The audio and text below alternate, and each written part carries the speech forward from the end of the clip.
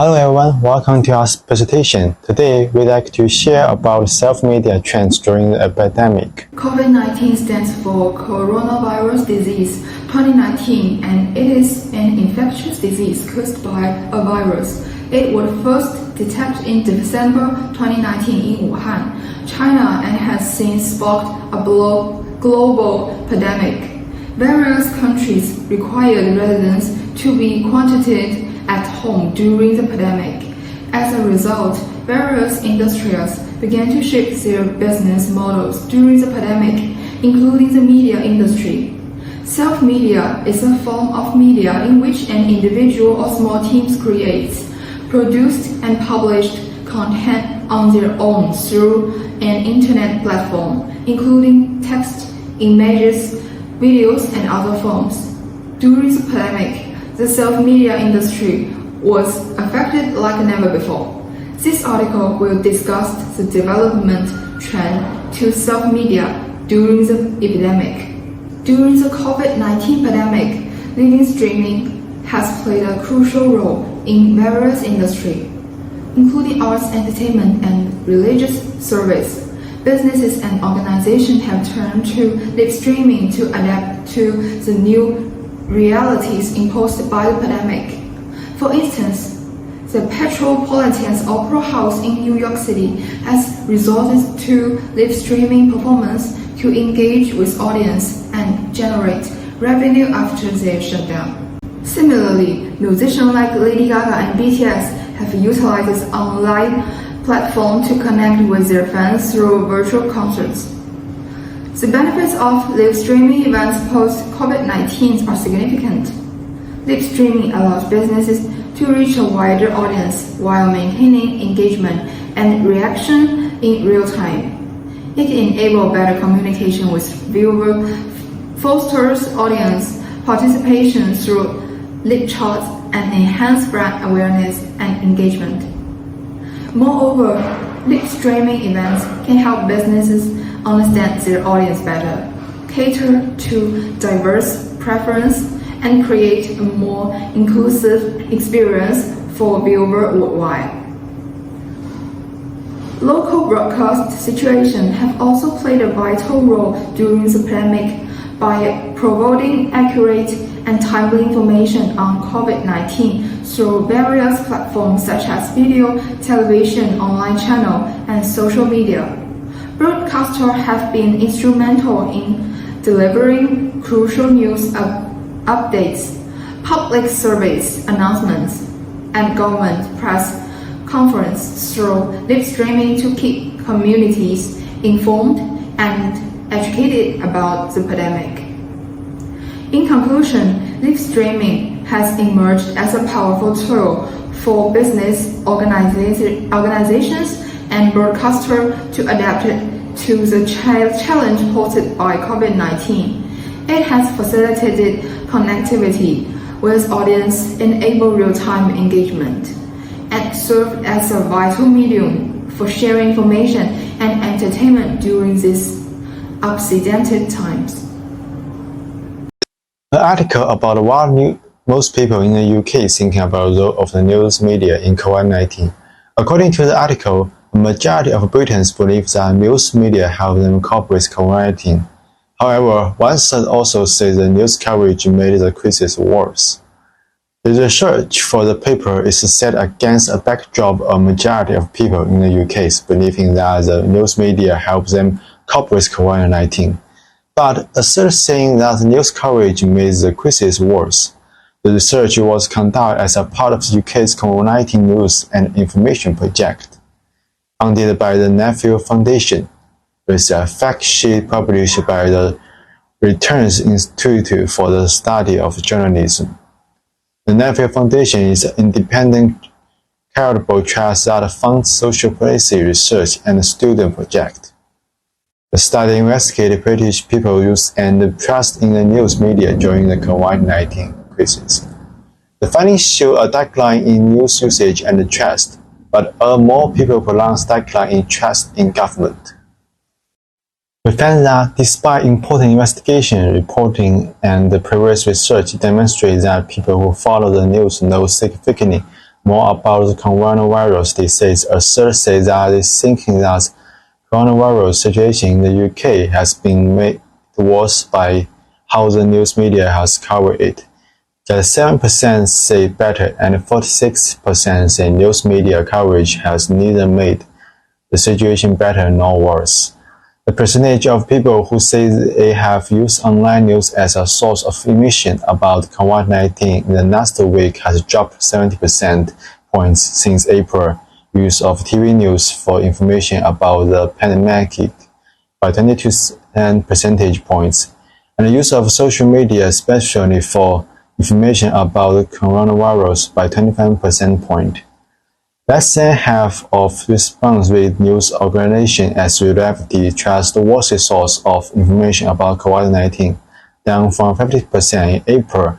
The drop in trusting the UK government has been even more pronounced, declining from 67% in April to 44% in August. And the trust in individual politicians is down from 38% in April to 22% in August. These declines are far greater than the slight inversion of trust information about COVID-19 from other sources. A majority say that the news media have helped them understand the pandemic, and 67% that the news media has helped explain what they can do in response to both figures and are down by about 10 percentage points since April.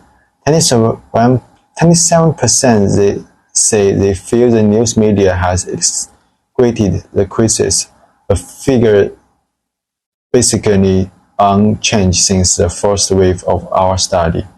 The UK government and individual netizens are most widely identified as very or extremely concerning source of potentially false or misleading information about the coronavirus. 30% of respondents say that are very or extremely concerned about the top's information from. News aggregation was a concern over the UK government and individual policing as growing since April. Concern over news and other sources has remained stable. Here are the challenges universities across the world are facing due to COVID-19 outbreak, shifting from face-to-face to online classes. Worldwide, many teachers and students have been excited by the move to the online delivery mode. Faculty have already begun to prepare next plans to deliver online teaching to their students. Online teaching is not a new mode of delivery for any university. Many faculty members getting training to use online learning platform either as the only delivery mode or as add-up to face-to-face teaching. Nevertheless, there is always a chance that some faculty who are not techno-savvy will not be able to cope up with the mode. The transition to online mode has raised questions for the faculty about their capacity to deal with exciting technology. Furthermore, computing and IT equipment at home are now in heavy demand from parents, children, and other relatives who have to work from home. Thus, working at home is going to be a difficult task for the facility. Also, many universities do not have enough instruction or resource to facilitate online teaching with immediate effect. What about those students who do not have access to laptops and internet facility at home? Is it possible to teach presentations and labs, music, art courses online? What will happen to those students whose courses cannot be taught online? The quality of online education is a critical issue that needs proper attention. Furthermore, the internet and banking applications have made a substantial contribution to the development of a new payment method. Online payment and banking are effective ways to make a transaction in a simple way. This accelerated digitalization will continue its growth curve, independently as uncertainty is high during this period, and conventional or traditional banks are more vulnerable to a sharp decline in lending activity, where large banks are better prepared in the case. Technological innovation and digitalization of a used customer ease access to banking service, and a need-based sales approach is appreciated by customers. The attitude of the bank inclined toward innovation possibility influence the purchase intention. On the condition, banks must focus on digital transformation and migrate traditional banking service, because this does not come naturally from the desire of customers. Banks need to focus on accessibility, transparency, ease of use of transport, and lower costs.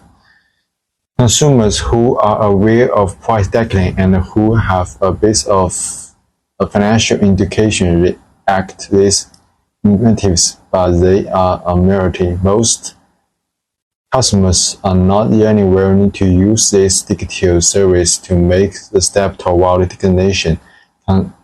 Customers need a friendly interface, security, and they also want a special bank with which to have closer and more personal relationship and to be their partners.